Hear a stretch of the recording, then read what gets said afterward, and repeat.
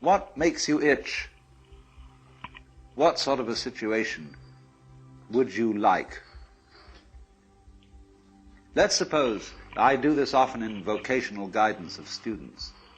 They come to me and say, well, we're getting out of college and we haven't the faintest idea what we want to do. So I always ask the question, what would you like to do if money were no object? How would you really enjoy spending your life? Well, it's so amazing. As a result of our kind of educational system, crowds of students say, well, we'd like to be painters, we'd like to be poets, we'd like to be writers, but as everybody knows, you can't earn any money that way. Or another person says, well, I'd like to live an out-of-doors life and ride horses. I say, do you want to teach in a riding school? Let's go through with it. What do you want to do? When we finally got down to something which the individual says he really wants to do, I will say to him, you do that. And forget the money. Because if you say that getting the money is the most important thing, you will spend your life completely wasting your time. You'll be doing things you don't like doing in order to go on living, that is, to go on doing things you don't like doing, which is stupid.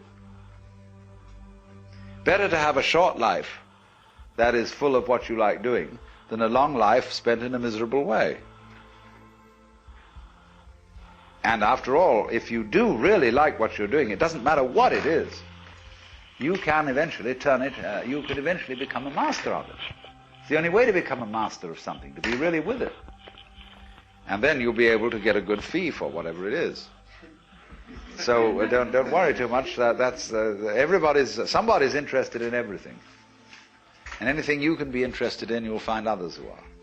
But it's absolutely stupid to spend your time doing things you don't like in order to go on spending things you don't like, doing things you don't like, and to teach your children to follow in the same track. See, what we're doing is we're bringing up children and educating them to live the same sort of lives we're living, in order that they may justify themselves and find satisfaction in life by bringing up their children, to bring up their children to do the same thing, so it's all wretch and no vomit. It never gets there. And so, therefore, it's so important to consider this question, what do I desire? Well, when we answer that question in a naive way, we figure out that we want to desire, what we want is to control everything. To create girls that don't grow old, apples that don't rot, clothes that never wear out, conveyances that get from one place to another instantly so we don't have to wait, power available to do anything that you could conceive and do it just instantly like that. To get this funny technological omnipotence. But if you take time out to think about that and really go into it with your full strength of imagination and find out whether that's where you want to be, you will soon see that's not what you want. Because the moment you have a situation where you are really in control of things, that is to say, in which the future is almost completely predictable, you will see, as I said last night, that a completely predictable future is already the past. You've had it. And that's not what you wanted. You want a surprise. And you don't know what that's going to be, because obviously it wouldn't be a surprise if you did. You want a pleasant surprise. But like you say, what sort of a surprise would be pleasant? And you can't really answer that. Because you know, if there are to be such things as pleasant surprises, there must also be unpleasant surprises. There must be rude shocks. So you're like somebody taking one of those wishing well boxes, tubs, where you fish in and you bring out a package. And you don't know whether you've got a dead rat in it or a new camera. And that's the way, that seems to be the thing that really excites people.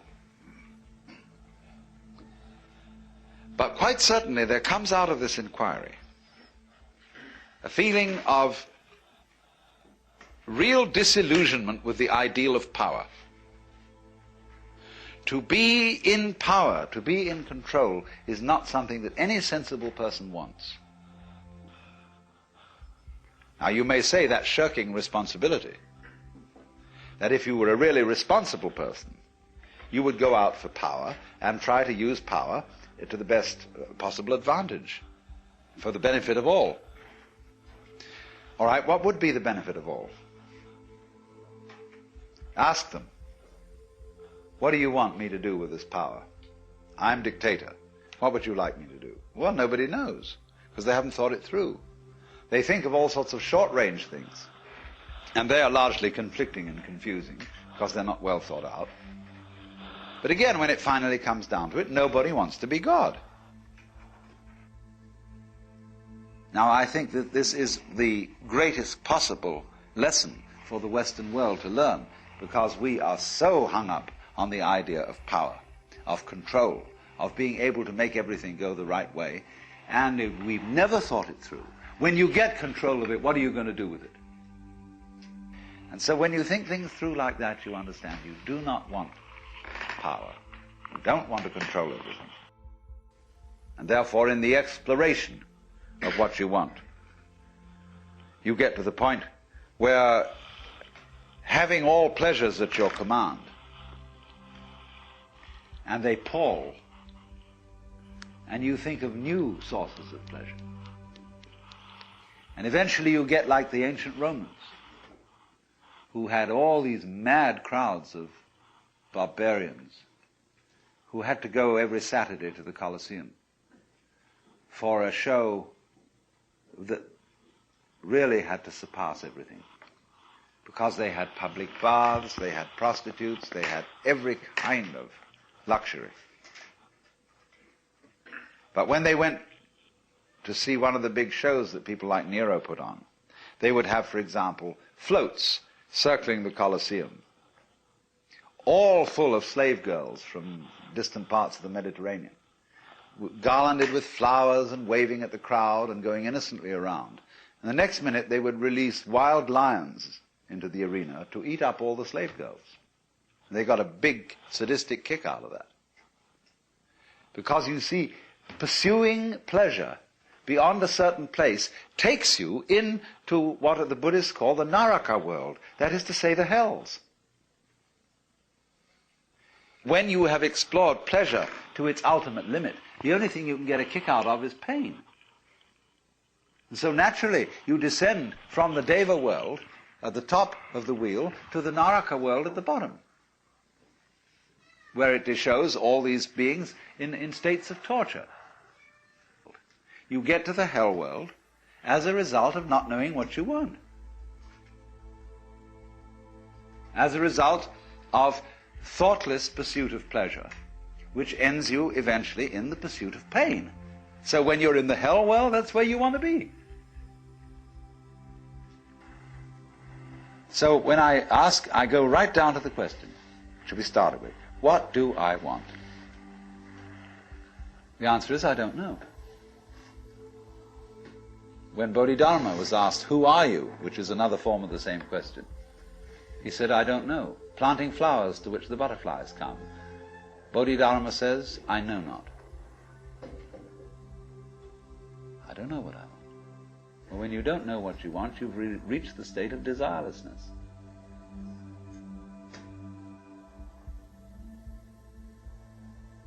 When you really don't know. But you see, there's a beginning stage of not knowing, and there's an ending stage of not knowing.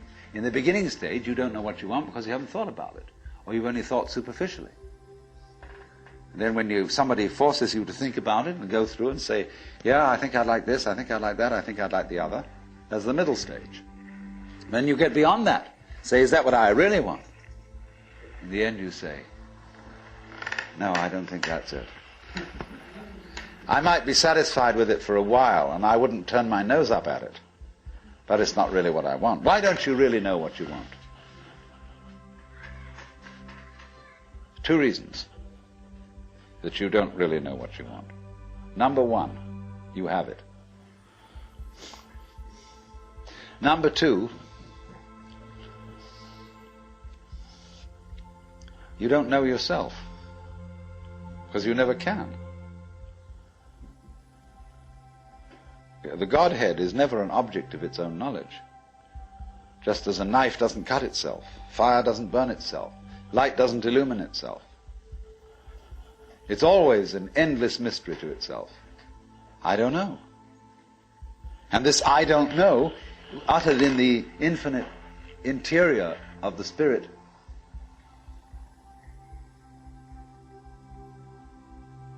this I don't know is the same thing as I love, I let go, I don't try to force or control. It's the same thing as humility. Any time you, as it were, voluntarily let up control, in other words, cease to cling to yourself, you have an access of power. Because you're wasting energy all the time in self-defense, trying to manage things, trying to force things to conform to your will. The moment you stop doing that, that wasted energy is available. And therefore, you are, in that sense, having that energy available, you are one with the divine principle. You have the energy. When you're trying, however, to act as if you were God, that is to say, you don't trust anybody and you're the dictator and you have to keep everybody in line, you lose the divine energy. Because what you're doing is simply defending yourself. So then, the principle is, the more you give it away, the more it comes back.